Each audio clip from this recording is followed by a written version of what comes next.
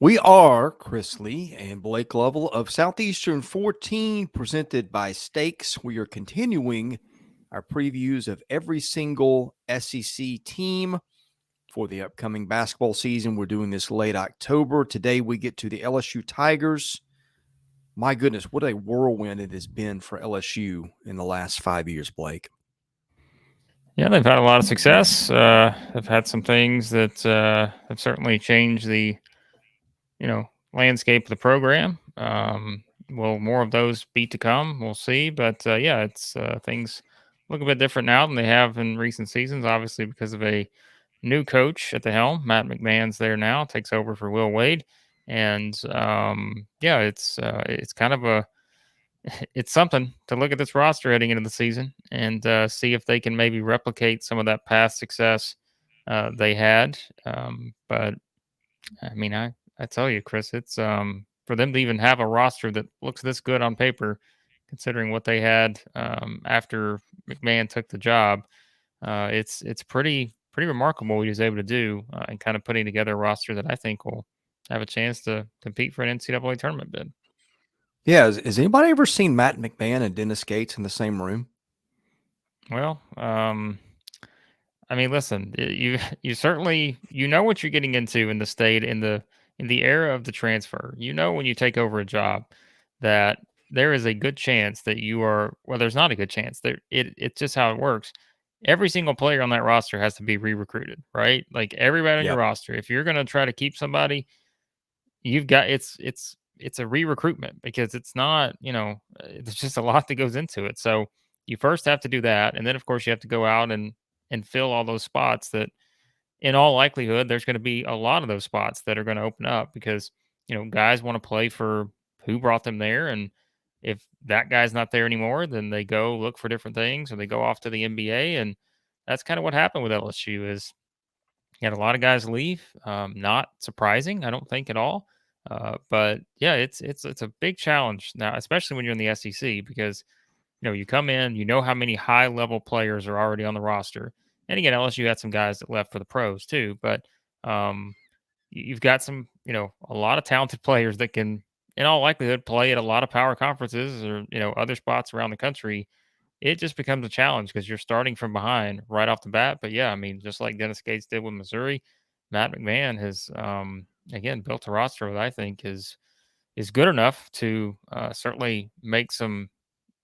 I mean, make an NCAA tournament, win a lot of games. Although there is one facet of this LSU team that I find the most interesting, and I will bring that up here in just a few. It may be the one thing that either gets them to the NCAA tournament or keeps them out of the NCAA tournament. But I'll bring that up here in just a few. Well, the Dennis Gates reference was, well, first of all, we drop those on our channel whenever we can. Well, yeah, Second of all, Dennis Gates at Cleveland State had a roster with 0 players at one point. He filled that roster quickly and made it competitive. And Matt McMahon's done the same thing. LSU had no returning players, Blake, at one point. Ended up getting 2 guys back in Mwani Wilkinson, who was a rotation guy last year, Justice Williams, a guy who averaged about 11 minutes a game and was kind of a bit player for them. So 2 guys back. What he brings in 3 guys from Murray State, a transfer from Northwestern State, 1 from Mississippi State, 1 from North Carolina State, and 4 high school kids, 2 of those whom were rated in the top 75 and another top 150. So the roster in its makeup is going to be very interesting because it's got a little bit of this and a little bit of that. but the one guy you didn't mention, the one guy they get back that I think is the key to this entire season, uh, is Adam Miller because Oh, we yeah. talked about Well, yeah. yeah. I was counting him as an Illinois transfer, but yes, he was on the roster last year. Yeah, so towards ACL in the preseason last year, and I mean, our expectation was that he was going to be, starter, high volume type guy that could score some points and help them shooting wise and all those things. And when you took him out of the mix, that certainly I think changed kind of our expectations for LSU, even though they, wound up winning some games, of course. But that was something that we didn't really know kind of what things would look like without him. But now I think if you add him to this group of all the guys you just mentioned, and we'll go through some of them here in a minute. We may not talk about every player in 15-minute detail, but we'll go through kind of what the layout looks like. But I think having Adam Miller back, someone who can really shoot the ball, I think at his best. Had a really good first season there at Illinois. I got to pull his stats up from that first season there, but I've um, got them in front of me. He averaged 8.3 a game, 2.8 boards, less than an assist, less than a steal, 1.1 assist to turnovers, shot 68% from the line, 34% from three, and 39% from the field. But he was also a freshman. and he played on a top 5 Illinois team. Yeah. I don't. Were they a 1 seed, 2 seed? Yeah, they were 1 seed that Yeah. year. So keep that in mind. He played a significant role on a number 1 seeded team. So I think that's something you have to remember. And look, like I just said, I mean, he's coming off a significant injury too, and I think that he's kind of the driving force to me. Like if he can come back, he's healthy. He's improved his game because I mean, I think it's kind of just something that just happens, right? You go from being a little bit older now, and you've had a lot of time, obviously, to practice, get back on the floor. I just think that there's a lot of intrigue surrounding him and what he can do with what I think is going to be one of the more one of the more talented backcourts in the SEC. Now, I think it's just production wise what that looks like. But I would circle Adam Miller if you're out there trying to figure out what do I need to watch with LSU basketball early on. I think it's his progression and how he kind of fits into what they have. I think is going to be one of the bigger ones. Well, they've also got some experienced depth in the backcourt.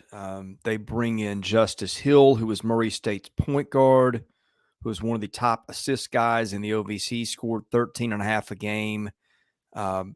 Decent shooter, not great shooter. Almost 2 assists per turnover. They bring in Trae Hannibal.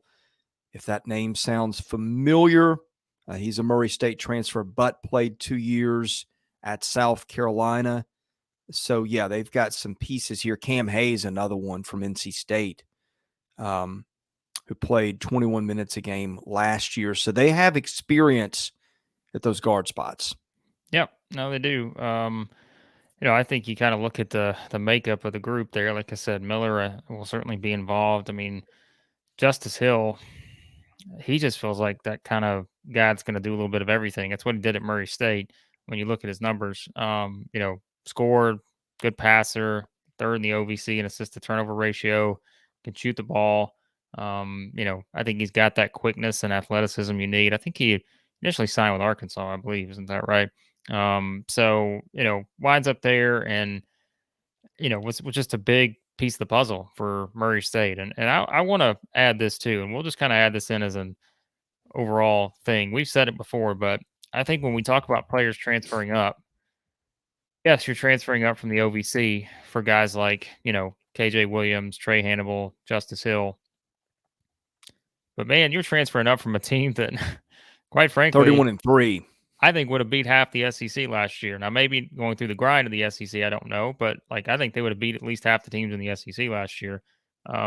They were very good. So, and maybe more than half. I mean, really, realistically, when you think about it, got caught against a good St. Peter's team that, of course, beat Kentucky, and they beat Murray State, the champions of the state of Kentucky last year, St. Peter's. But I mean, look, they were went away from the Sweet 16, and these are the guys we're talking about: KJ Williams, Trae Hannibal, Justice Hill. That were the key driving force there for them. So I think you look at Hill, he's going to be a fun part of the equation at point guard. Hannibal, you mentioned I think he's got kind of that build, that strength to compete in the SEC. He's been there at South Carolina, like you said, so he's got some experience. Played a key role again on that Murray State team. Great defender. So yeah, I mean this guard group, like I mentioned a minute ago, Chris, I think it's one where if you get the best out of everybody you got, and that's always the question. What's the likelihood of that? It's not 100% that you're going to get the best out of every single player that you have on the roster, but if you get the best out of a Cam Hayes, who I think efficiency wise probably not where he wanted to be at NC State, but he can help you. And, that's someone else that you kind of look at should be able to, make an impact there. And then, like we mentioned with Hill and Hannibal and Miller, all those guys, I think that there's a lot of pieces to this puzzle here that if they all fit together, which the good news is that three of them have played together and played a lot of minutes together, and Williams, Hannibal, and Hill. Of course, Williams is front court guy, but if these pieces fit together, man, the talent is there. So yeah, I think the strength of this team will be their backcourt for sure. Well, front court, not too bad either. I mean, KJ Williams averaged 18 and 8.4 last year at Murray State. He's 6'10", 250. Not much of a shot blocker, but second in the OVC in rebounding. Even shoots 70% from the line. Oh, excuse me. Yeah, he does. Okay, I've got that right. 54% from the field, so fairly efficient. You got Kendall Coleman, who's intriguing, 6'8", 230, transfer from Northwestern State, where he averaged 15.4 and 10.1, 1.3 blocks a game. So very good player there. Then you've got, let's see, Derek Fountain, who's kind of interesting, 6'10", transfer from Mississippi State, where he played only 8.5 minutes a game last year. State had kind of a crowded front court in a weird year, but he did a lot more as a freshman. And then they bring in two freshman recruits, Jalen Reed, who's 6'10", 230, Sean Phillips, 7 foot 245. Phillips averaged about 16 and 15 in high school. Reed was a top 75 recruit. And oh, by the way, you got Tyrell Ward, 6'6", 185 on the wing. I guess he's more of a backcourtish kind of piece, but they've got a lot of players there too, Blake. Yeah, Wilkinson, Ward, those like small forwardish type guys, it feels like guys that can play, on the wing. And I think you've got some scoring ability with those two. And I think just, I wouldn't be surprised if those two are certainly factored into the equation. Like we said, Wilkinson's probably the guy coming back that's, as just kind of you plug in knowing that, he started a lot of games and can defend and shoot the ball. And again, I think experience will be important on this team too. And so, you add those guys to the mix. Ward, a top 35 recruit. But I mean, look, Williams if you're picking a guy on this team that you think is, has the highest all SEC upside, I think it's clearly Williams. And I say that, Chris, I've got to remember sometimes with these teams, and I had to look up and I'm like, I got to remember that there are two Williams on this team. And so yeah, let me clarify. There's also two Justices on this team. There's two Justices. There's two Williams. Okay, but we're not talking about Justice Williams. Sorry, Justice Williams. We're talking about KJ Williams here in this scenario. Justice Williams is the most confusing player in the league. Well, I don't know. Just these names name-wise. Name-wise. KJ Williams, I mean, he is I think he's got the highest all SEC upside of anybody on the roster. And I'm not, that shouldn't be a surprise to anyone that's watched him play. You talked about him. He averaged 18 points a game, 8 rebounds a game, shot 54% from the floor, just a skill post player. I think he can step out, make some shots on the perimeter. Just he's got the size, right? 6'10", 250. That's we think about all the previews we've done thus far of SEC teams, and we're like, man, they're 6'10", they're 6'10", they're 7 foot. There's he's got the size, and that's what you need. And I think that he will be able to certainly give them what they need in the front court. And I think, again, people will ask the question, transferring up from Murray State to LSU, but I just feel like the guy, and it's an interesting note. It was in Blue Ribbon. I saw it. And it was a good point. They played against Auburn last year, remember? And he struggled in that game. But as it was pointed out in the Blue Ribbon story, it's like, I mean, he went against Walker Kessler, right? Like a lot of people struggled against Walker Kessler and probably couldn't find their game. And there's not a lot of Walker Kesslers in the SEC this season. So that's not to knock anybody else. It's just we talked about what he was special. Yeah, I mean, he's just a special defender and shot blocker. So I don't really read a whole lot into that necessarily. So KJ Williams is he's one of the top players on this team and may wind up being the top player on this team. And I think he has to be for them to be successful because I think they have more depth in the backcourt than they do the front court. And I think when you look at him, and what he can do. I'm very intrigued by Kendall Coleman. 6'8", 230, Northwestern State.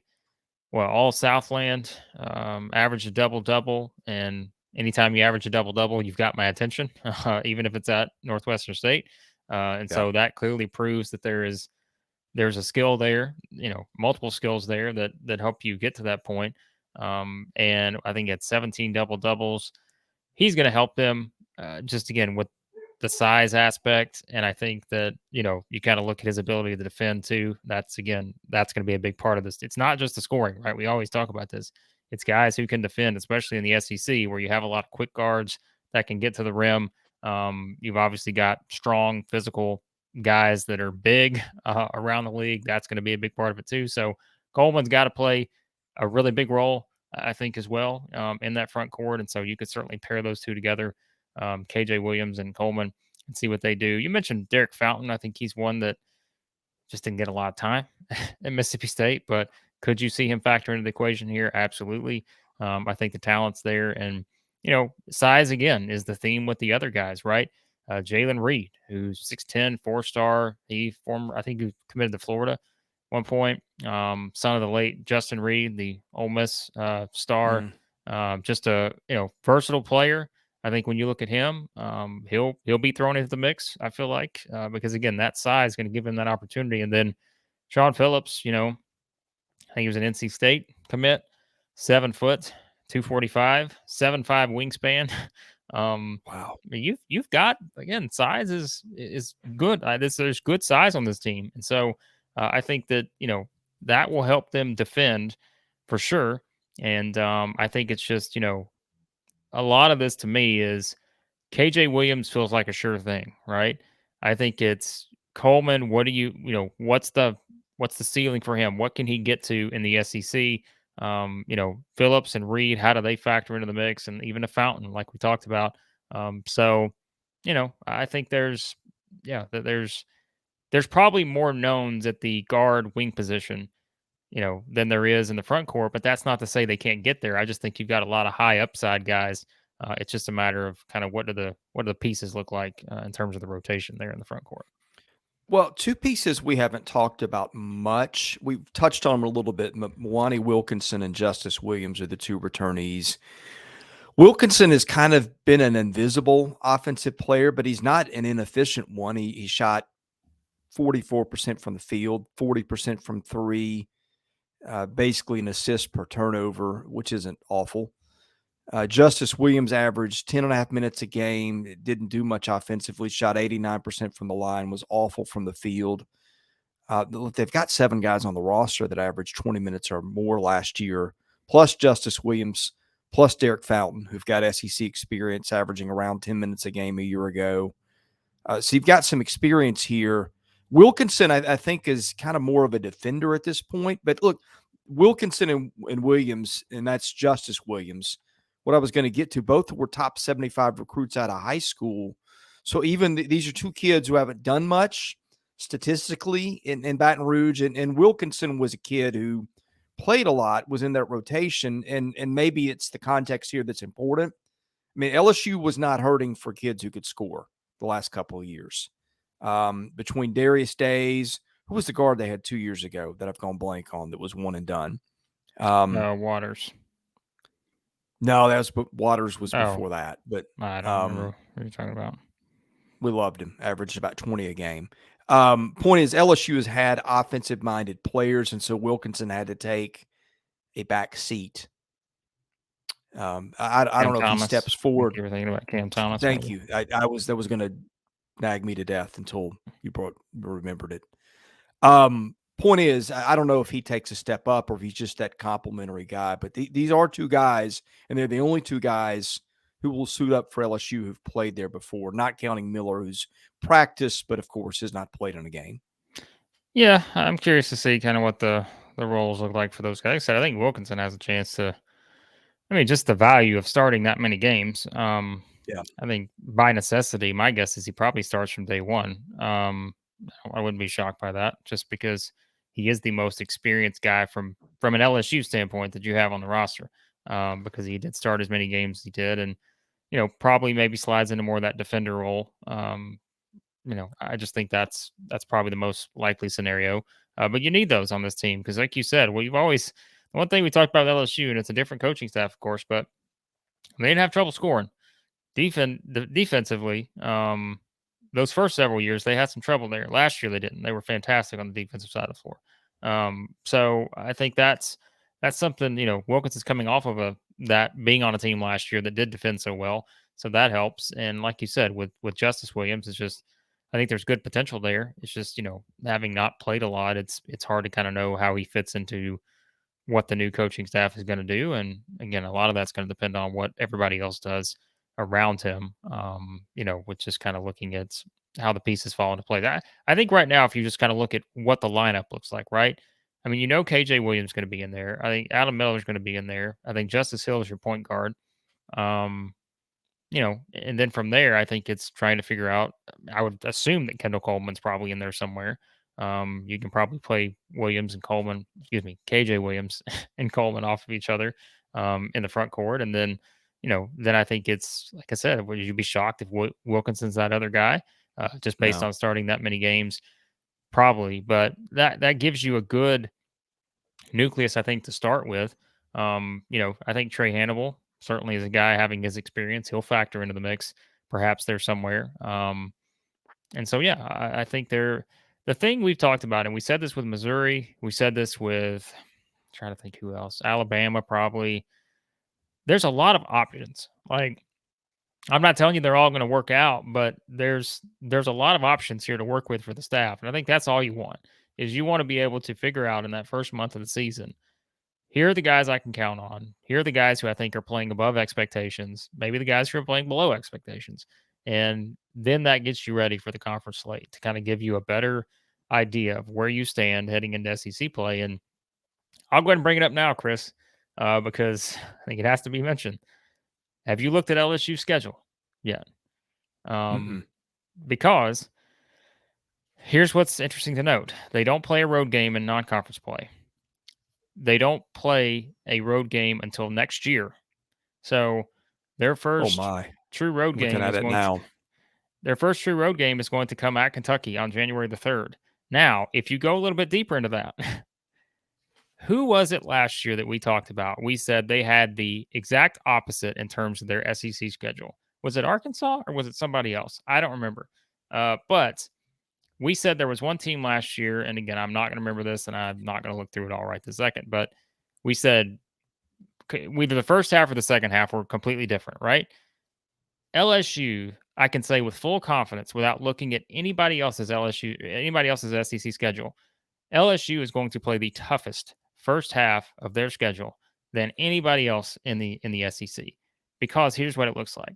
They're going to play Arkansas at home, at Kentucky, at A&M, home against Florida, at Alabama, home against Auburn, home against Tennessee, at Arkansas. By the way, then they got home against Texas Tech. And then they got to go to Missouri, and then they're home against Alabama. Beyond that, I think and then Mississippi State on the road, which is tough in Starkville. Probably easier of the other group we mentioned, but still, but it's relative. I agree, but there's not a tougher SEC schedule through February the 4th. I can guarantee you that without even looking at anybody else's. So here's the dynamic though that's in play, right? You don't play a road game until January 3rd, and that first one's at Kentucky. You play some neutral games, and I think I've got to look at where exactly. I'm sure they're in a tournament of some sort, right? That I'm just forgetting off the top of my head. But it's not listed on KenPom, but I will find it here in a second. But my point is that the Cayman Islands, that's it. So they're going to the Caymans. Visit what's it called? Let me make sure I got the name right. This is what everybody came for. Coconut Joe's. LSU fans, if you're going to the Cayman Islands, visit Coconut Joe's. You'll thank me later. Great spot. Lunch, dinner, any time of day. Go there. There's also great another spot place that you'd never heard of until 10 seconds ago, right? Me, I've been there. Okay. Sorry. Listen, I can give you. I've been there. Yeah, I've been there. Let me just tell you, I got the restaurant guides. If you're an LSU fan, DM me on Facebook. I'll give you the restaurant guide. Beyond that, what's the date on that? They're going to play there November 21st. Okay, so Illinois State is who they open against. Yeah. And then it's I don't think it's the best field, but it's a nice trip. Akron or Western Kentucky would be their second game. So, they've got the neutral games. They're going to play Wake Forest in Atlanta. Who else? There's another neutral game on there somewhere. But yeah, I think that's something to consider, right? But it is kind of a schedule that I feel like gets them. Well, I say that it gets them ready to figure out who they are. I don't know if it gets them ready for the SEC, the first half of their SEC schedule. So Okay, I think that's going here's to the be. question. I'm sorry. The question I have is does that, like, let's say LSU's a bubble team, right? I look at that conference schedule and it is brutal. Does the NCAA Tournament Selection Committee ding them for the out of conference schedule? Is what I want to know. Because, like, if I'm Matt McMahon, I'm like, well, the last thing I want is to be sitting there at 16 and 14 and have a team good enough for the league where if I'd scheduled myself some wins in the out of conference portion, which he did, and I'm say 18 or 19 wins instead, where on paper that looks a lot better. Does the committee dig in and ding them for an out of conference schedule that's not the most appealing, or does it say, well, hey, look at the situation he inherited. They needed to build some confidence and chemistry and not be underwater without a hope to get your head above it by the time you get to conference play, if that makes sense. Yeah, but here's also something I think that I would assume, and I don't know, I'm sure there's someone out there screaming at me right now saying, of course, this is how it works, Blake. This is how it works. But I feel like there are some games built into the schedule that are probably holdovers from, Yeah. previous agreements and those kind of things. So, like, I don't know how much this is actually Matt McMahon putting this together. I mean, some of it is, but I feel like there's probably a lot of stuff that's what's probably already built into the schedule. So I don't know how much he could do about that and how he couldn't, but yeah, I mean, it's an interesting thought because we keep saying the SEC is getting tougher, and there are some teams that I think no matter what are going to schedule just ridiculous non-conference schedules. And I don't mean ridiculous in a bad way. I mean just challenging. Alabama comes to mind. There are many others. I know I'm forgetting people, but I think it's just kind of I don't know that it's going to be kind of an interesting thing to think about because if you look at LSU and realistically, what they could be the start of February, that SEC record may not be pretty. But guess what? If it is, if they manage to come through those and win, at least half of those games, they're going to go into a back half with a chance to win a lot of games down the stretch and have all that momentum heading into March. But we're getting ahead of ourselves, I know, but the schedule is important. And yeah, this is kind of one of the more, I don't say weird schedules, but certainly challenging once they finish up non-conference play. Well, and Texas Tech will be in that out of conference too, although that falls at the end of January. So they're play twice teams. They get Alabama, they get Florida, they get A&M, which are all probably expected to be top half of the league teams. Alabama and A&M I've seen Arkansas. in a lot of 25s. Arkansas in there too. Arkansas may be a top 10 nationally. And who am I missing? They've got one more in there Missouri. somewhere. Yeah, which Missouri will be. Could be a sleeper team. Yeah, maybe. I mean, all those teams that they play twice could be in the NCAA tournament. I mean, Missouri again, preseason come on. We always say take it for what it is, but I mean, LSU's 40th, Missouri's 41. Yeah. So that's just kind of it's a starting point, right? So, yeah, I mean, it's look here's I'll just give you the general overview of this team here. Like Matt McMahon had some really efficient offensive teams at Murray State, and I think again he's bringing over some guys that helped him have those efficient offensive teams. Now it's trying to equate that into doing it throughout an SEC schedule that we said is going to be pretty brutal from the start. That's what I'm curious to see. Can the guard group if they can just kind of if you get Adam Miller being Adam Miller, that high potential guy we saw a couple years ago, and you combine him with a very productive post player in KJ Williams, the rest of the guard group again, I'm very high on Justice Hill. I think he's I just think he's going to do really well. Again, is kind of that guy that I feel like is one of the more versatile players probably on the roster. And then you build everything else around that. Trae Hannibal with some experience he's had. We were talking about the freshmen too. I mean, it's a good freshman class. Let's not forget that. Like, I think some of these freshman guys are going to play. So I think it's just offensively, I think that efficiency will be there if this is a team that can make some shots, make some jump shots. Like, and can they? What are they shooting from the three? That's maybe an interesting question as we go into SEC play. I think will kind of be a fun one to look at. But I think it's just the front court depth. Can they get the most out of everything they have in the front court? Because they got the size. As we said, I mean, KJ Williams is 6'10, Derek Fountain 6'10, Coleman 6'8, Reed is 6'10, Phillips is 7 foot. So they certainly got the size in there. And then you've got some long, athletic wings too, with the other guys we talked about. So I feel like this is a roster that is built like an SEC roster, if that makes sense.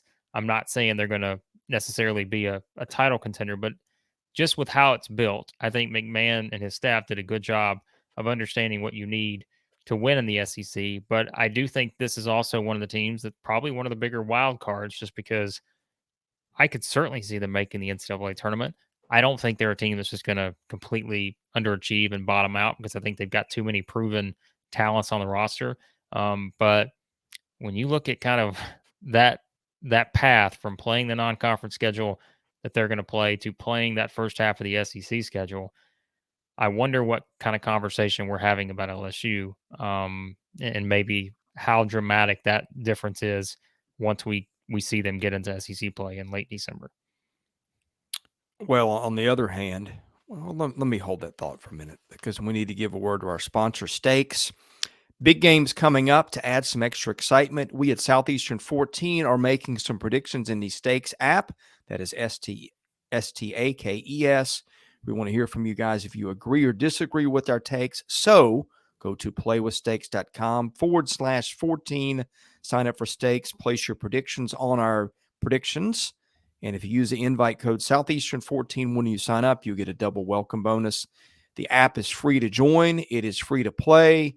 You can have some fun. You can win some things. You can brag when you beat us. Just whatever you do, go to Stakes. That is STAKES. Find it in your app store. Have some fun. You can put your takes on college football, college basketball, and all kinds of pro sports. And again, fun app. I think you'll love it, because we do. Okay, devil's advocate here. Let's say LSU runs the table in the out-of-conference schedule, heads into conference play with Arkansas at home on December the 28th.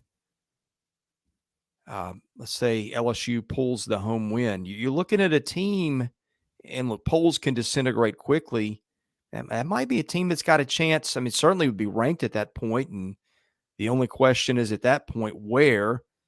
No, rankings are kind of immaterial, because what really matters is NCAA tournament resume, which it will not have built much of one at that point. But, if you are, the point I'm getting at is if you're LSU, you get off to a hot start in the non-conference, you've got a 0 to the right of that dash heading into conference play. You pull an upset or two in early conference play, you are riding high with a good chance to make the field of 68. Yeah, I mean, look, their NCAA tournament work is going to be done from December 28th through February 4th, as it stands right now.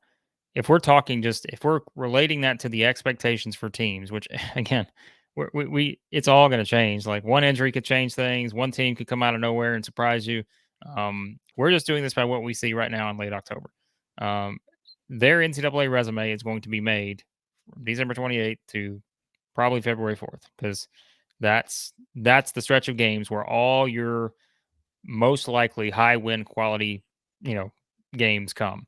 And I think that's where we find out, exactly where they are at that point. And that's, you make the most of those games, and you're talking about a lock for the NCAA tournament if they do that. And that's assuming that, if you're just comparing where they would be to be able to do that, they're probably winning those non-conference games, and they're probably winning a good chunk of the final games they're going to have on their schedule. But it is a rebuilt roster.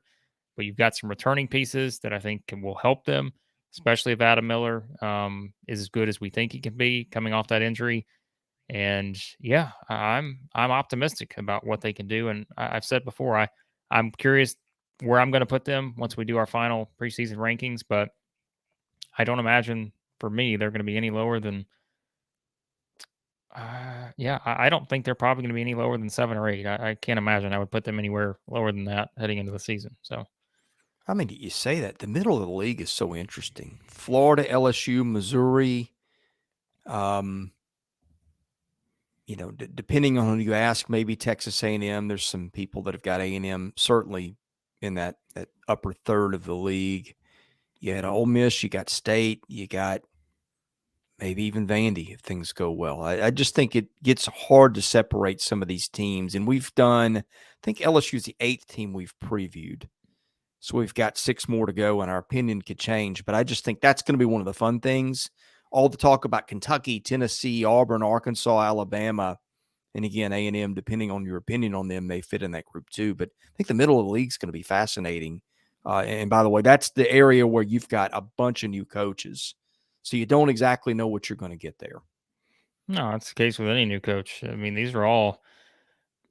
I mean, these are guessing games. I mean, we can give you an educated guess based on what we've seen, but how they put rosters together and get the most out of those rosters throughout the course of an SEC season, that's still to be determined, except for one, because Mike White has coached here before and he knows the SEC. And, but the others, yes, these are all, I don't want to say crapshoot because I don't think that's right. Because I think some of these guys I think it's pretty clear they're going to have success, but how quickly does that success come? How quickly does the roster come together and get acclimated to the grind of SEC play? Those are all questions LSU will have to answer, just like some of these other teams, Missouri and South Carolina and so forth. Well, as I said earlier, we are previewing every single SEC basketball team for the 2022-23 season. Best way to catch all those, hit that subscribe button so you get notifications. We'll have some other SEC basketball content coming up. Of course, we're doing football content constantly and even baseball content when we get to that point. So thank you for watching us at Southeastern 14. Again, hit that subscribe button, tell a friend, and we'll see you again soon.